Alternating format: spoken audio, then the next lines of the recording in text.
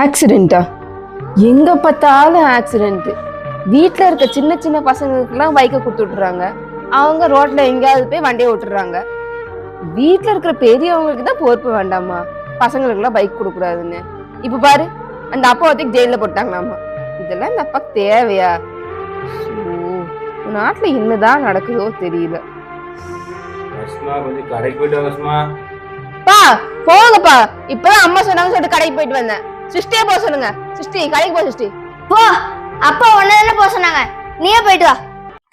Sixty போயிட்டு வா. Sixty நான் இப்பதான் சிஸ்டி போயிட்டு வந்தேன். வேணா இந்தா பைக்ல போயிட்டு வா.